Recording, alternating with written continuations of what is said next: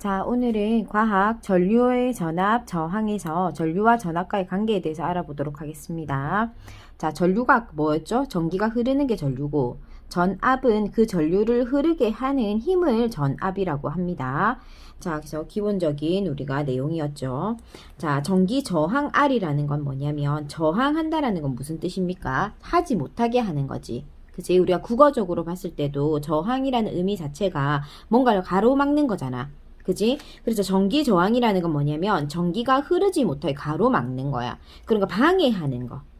자, 전기 저항이 뭐라고? 전기가 흐르는 것을 방해하는 것이 전기 저항입니다. 그럼 우리가 상식적으로 전기 저항이 크다라고 해보자. 그럼 전기 저항이 크다라는 건 전기를 흐르는 것을 방해하는 힘이 크다라는 거니까 전기가 잘 흐를까? 잘 흐르지 못할까? 당연히 잘 흐르지 못하겠지. 그지? 자, 그러면, 자, 그 정도 우리가 상식을 생각해 보고, 자, 단위는 뭘로 간다? 옴입니다. 옴. 자, 옴이라고 읽고 요렇게 씁니다. 1옴은 1전압을 걸었을 때 1A의 전류가 흐르는 도선의 저항이다 라고 했거든. 이게 무슨 말인가 싶지? 간단한 말입니다. 내가 전압 1V를 딱 켰어. 아니면 1V짜리 건전지를 연결했어. 그리고 나서 스위치를 닫아가지고 전류를 흘렀단 말이야. 그때 그 도선 안에 그 1A의 전류가 흐르지 못하도록 방해하는 전기 저항이 일어나는데 그게 1옴이다. 자, 다시 1V짜리 건전지를 연결해서 1A의 전류를 흐르게 했어. 그 흐르는 도선 안에서 전류가 흐르지 못하도록 방해하는 요소가 생기는데 그게 1옴이다라는 거지. 그래서 전기 저항은 뭐다? 전기가 흐르지 못하게 하는 겁니다. 자, 그럼 이런 거 왜 생기느냐? 전기 저항이 왜 생기는 까닭이 아주 중요하다. 왜 생기냐 하면 우리 지난 시간에 전류가 흐른다라는 것은 누가 이동하는 것이라고 배웠습니까? 전자가 이동하는 것이라고 배웠습니다. 그래서 전자들이 이렇게 막 이동하다 보면 자기네들끼리 막 이동하다가 충돌을 하게 돼. 막 충돌을 하다 보면 자연스럽게 원활하게 전기가 흐르지 않고 그 충돌하는 것 때문에 전류의 흐름이 방해가 된단 말이지. 그래서 그 방해가 되는 그 자체를 우리는 전기 저항이다 라고 이야기하는 거지. 자, 그렇다면 전자의 개수가 다르다거나 원자의 어떤 충돌 정도가 다른 어떤 배열 상태가 다른 물질의 종류가 다르다면 당연히 저항도 어떻게 되겠다? 달라지겠지. 같은 종류의 물질이라면 저항은 같을 겁니다. 그런데 다른 종류의 물질이면 당연히 원자 배열도 다르고 전자의 이동 속도라든지 전자의 개수도 다 다르기 때문에 전기 저항은 다 달라질 거다. 물체마다 다 달라질 거다. 자, 그러면 도선의 길이와 단면적에 대해서 한번 배워보도록 하겠습니다. 자, 이제 전기 저항의 기본적인 원리에 대해서 배웠습니다. 요 지금 나오는 그림 있죠? 이거 시험에 나옵니다. 이거 반드시 잘 기억하셔야 됩니다. 자, 그런데 이거는 암기가 아니라 이해입니다. 이해. 자, 생각해보세요. 아까 저항 어떻게 생긴다고 했어요? 전자가 전류를 딱 흘려줘. 그러면 전자가 와글와글 하면서 막 뛰어갈 거야. 와, 전기 들어왔다 하면서 마이너스 극에서 플러스 극으로 막 뛸 거란 말이지. 그러면 질주하다가 자기네들끼리 어떻게 된다 했어? 막 부딪히고. 그럼 부딪히는 것 자체가 저항이거든. 그런데 내가 자, 너희들 친구들하고 이제 지금부터 달리기를 한다고 생각해보자. 자, 이 좁은 통로에서, 좁은 도로에서 달리기를 할 때 많이 부딪히나, 넓은 통로에서 달리기를 할 때 많이 부딪히나. 당연히 좁은 통로에서, 예를 들어서 10명이 뛴다 치자. 자, 10명이 좁은 통로에서 뛰는 거하고 넓은 통로에서 뛰는 거하고, 당연히 부딪히는 빈도수는 좁은 게 훨씬 더 많이 부딪힐 거야. 그럼 많이 부딪힌다라는 건 그만큼 저항이 어떻다라는 거다? 저항이 많다, 크다라는 거겠지. 자, 그래서 좁은 통로가 넓은 통로보다 당연히 저항이 크고 그 다음에 짧게 가는 거하고 길게 가는 걸 한번 살펴보자. 만약에 내가 저항인데 짧게 조금만 뛰어도 된다. 그럼 부딪힐 일이 횟수가 현격히 줄어들겠지. 그런데 내가 길게 뛰어야 된다. 그럼 아무래도 길게 뛰다 보면은 한 번 부딪히고 두 번 부딪히고 두 번 부딪히고 세 번 부딪히게 될 거다. 자, 그러면 이제 끝났지. 자, 어떤 게 저항이 클 거다? 길이가 길수록 저항이 클 거고 단면적이 어떨수록 좁을수록 단면적이 좁을수록 당연히 저항은 클 거다.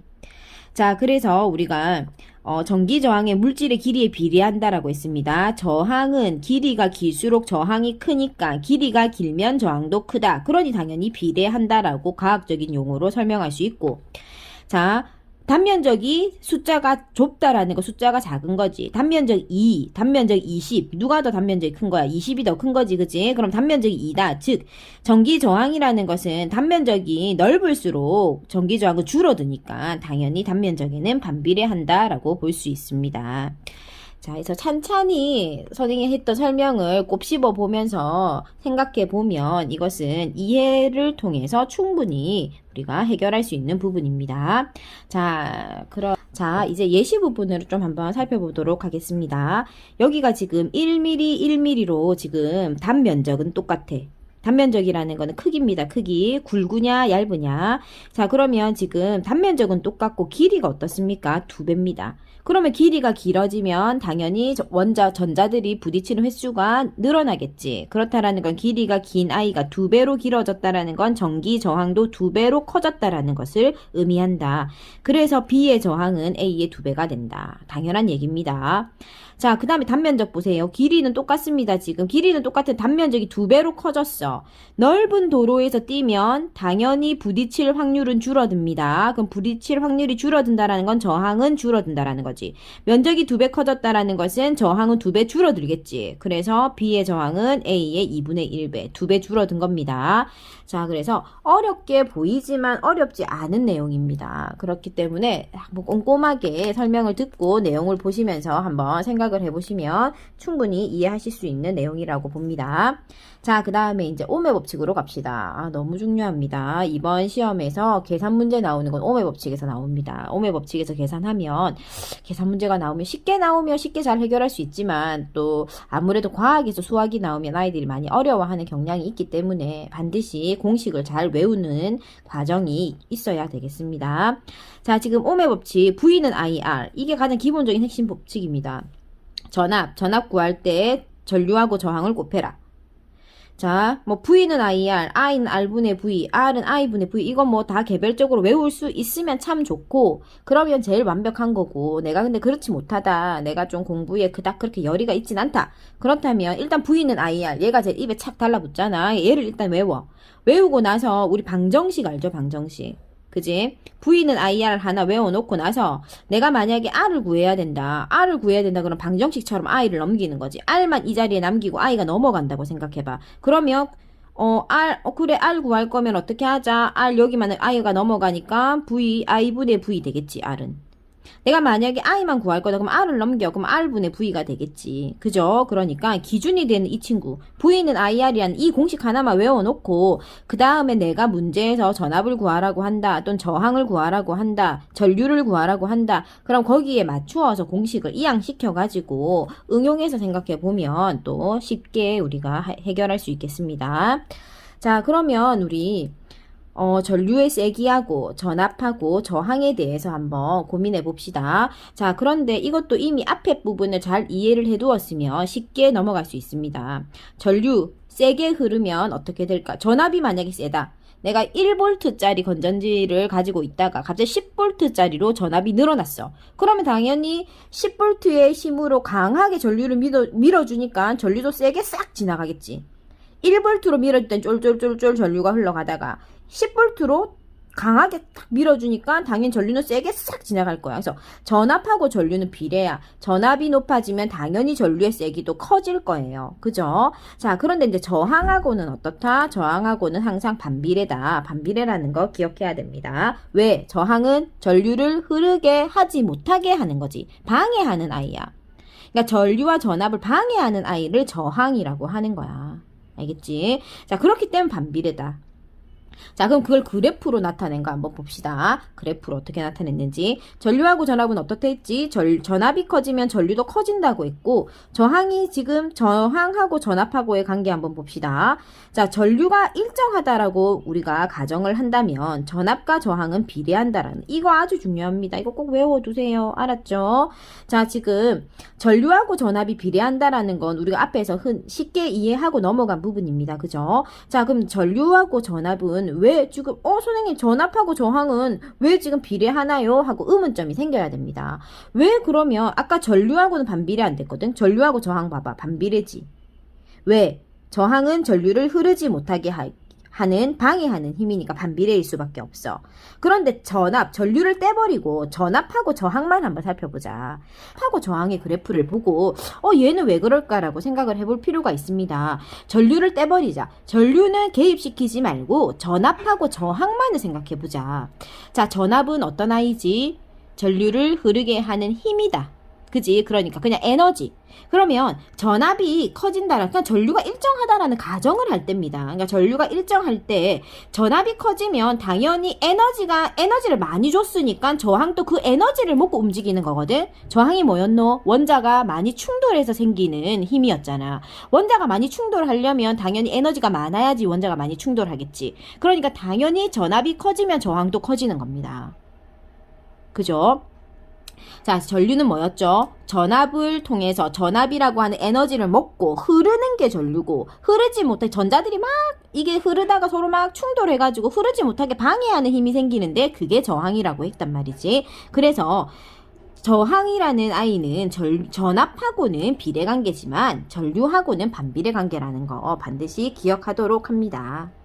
자, 그러면 우리가 말로만 하는 것보다 그래프 조금 분석해 보는 게 좋겠다, 그죠? 자, 그래프만 나오면 약간 떨리죠, 그죠? 떨 거 하나도 없습니다. 자, 지금 딱 보세요. 전압이 지금 빨간색 그래프인데 전압이 지금 2가 되어져 있고 2하고 만나는 전류가 누굽니까? 2죠. 그죠? 그럼 우리 이제 배웠잖아. 뭐 배웠어? V는 IR을 배웠어. 자, 그런데 여기 지금 준 게 누구니? 전압을 줬다, 2. 그 다음에 전류 줬네. 전류가 I입니다. I. 그 다음에 곱하기 R.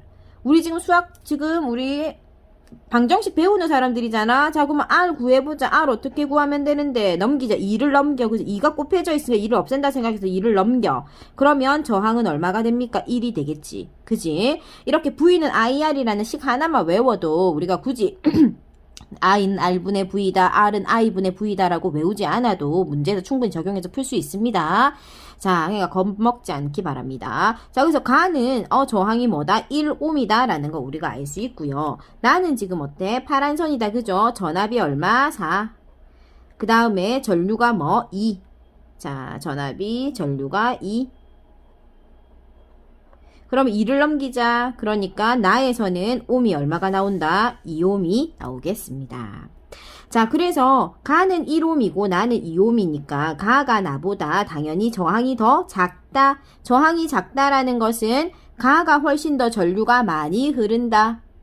저항이 작으면 전류는 많이 흐르겠죠. 왜냐면 방해하는 힘이 작으니까. 그죠? 그래서 자꾸 곱 씹으면서 생각해봐야 헷갈리지 않습니다. 이거 어렴풋하게 알면 헷갈려요. 그러니까 자꾸 생각해보고 자꾸 이해하려고 노력하면 잘 해낼 수 있습니다. 자, 그러면 이번에 좀 문제가 좀 내용이 어렵기 때문에 뭐 이해하라고 선생님이 얘기는 하고 있지만 내용이 어려운 건 사실입니다. 자, 7번 문제 한번 살펴보겠습니다. 자, 7번 문제에서 도선을 살펴보면 도선 A를 기준 1이라고 봅시다. 그러면 자, 지금 도선 B 같은 경우에는 자, 노트에 조금 적어가면서 좀 하겠습니다. 자, 지금 도선 B는 지금 A가 기준입니다. 여기도 1, 여기도 1입니다. 얘가 A. 그런데 B는 여기가 3. 그 다음에 여기가 2. 그러면 이 친구는 A에 비해서 B는 길이는 2배가 됐어요. 길이가 2배가 됐다라는 것은 저항이 2배만큼 커진다라는 거죠. 그래서 A의 저항을 1이라고 봤을 때 2배가 커진다라서 곱하기 2를 했습니다. 그리고 나서 단면적을 살펴봤더니 단면적이 3배나 크다. 단면적이 크다라는 건 그만큼 저항이 작다라는 거지. 3분의 1로 작겠지. 그지? 얘가 3배 크고 얘가 3분의 1일 것이다. 그래서 3분의 1을 곱해줘서 B는 A에 비해서 저항이 몇 배일 것이다? 3분의 2배일 것이다. 우리가 3분의 2배일 것이다 라고 정리해 볼 수 있겠습니다. 자, 그 다음에 8번 한번 봅시다. 8번에 1.5V가 지금 저항 150ohm이다. 그리고 전류를 구하라고 했어. 그러면 전압 줬고 저항 줬고 전류를 구하라고 하니까 V는 IR로 우리가 계산할 수 있겠죠. 그죠? 그러면 V는 IR로 계산해 봅시다. 자, 그래서 선생님이 8번 자 정리를 좀 해봤습니다. V는 IR이고 I는 R분의 V가 되겠습니다. 그래서 기존에 주었던 문제가 뭐였습니까? 150하고 1.5하고 150이죠. 그죠? 그래서 우리가 여기 그대로 R 자리에 150 넣었고 볼트 자리에 1.5 넣었습니다. 이거를 계산할 줄 모르는 친구들이 많습니다. 이거 소수하고 분수 어떻게 계산해요? 하고 멘붕에 빠지는데 이거 간단합니다. 분수. 예를 들어서 3분의 2다. 3분의 2는 분수 어떻게 계산합니까? 2 나누기 3으로 계산하지. 맞지? 자, 그럼 얘도 우리가 당황하지 말고 적어봐. 1.5 나누기 150이네. 그러면 1.5 그대로 놔두고 곱하기 150분의 1이네. 맞습니까? 그럼 1.5를 분수로 가보자. 10분의 얼마? 15 곱하기 150분의 1. 그지? 그러면 약분하지? 약분되지? 그지? 자, 약분하니까 어떻게 돼? 15하고 150 약분하니까 여기가 10. 그래서 100분의 1 되고 100분의 1이 0.01이 되는 거지. 그죠? 자, 그렇게 해서 우리가 요런 분수와 소수가 합산되어 있는 계산도 간단하게 해결할 수 있습니다. 자, 그래서 0.01A가 되는데 우리는 지금 현재 답에서 mA를 구하라고 했어. 그렇기 때문에 mA는 1000이지, 1000. 자, 1A가 1000mA였습니다. 그래서 1000을 곱해줘서 10mA가 되겠습니다. 자, 그 다음에 9번으로 한번 가보겠습니다. 9번. 자, 오른쪽 지금 그림은 전기 전항이 100이다. 100이고 100mA거든. 그리고 몇 볼트냐라고 했어. 그러면 우리는 V는 IR을 통해서 구할 수 있는데 100mA를 또 암페어로 바꿔야 돼. 암페어로 바꾸면 1000 곱하면 된다 했잖아. 그지? 그래서 1000을 뒤로 가자. 자, 그러면 1000 뒤로 가니까 0.1A가 될 수 있습니다. 그래서 전압은 어떻게 구하면 된다? V는 IR이니까 100 곱하기 여기 적어 놓은 걸로 하겠습니다. 자, 9번에 V는 IR이니까 100mA를 0.1A로 고치고 나서 V는 IR로 그대로 그냥 두 개를 곱해주면 10V를 우리는 간단하게 구할 수가 있습니다. 자, 우리 이렇게 지금 오늘 조금 어려운 개념을 배웠습니다. 어려운 개념을 배웠는데 여러분이 충분히 영상을 반복해서 들어보시고 또 꼼꼼하게 내용들을 한번 숙지하시고 나서 반드시 개념 문제들을 풀어보시기 바랍니다.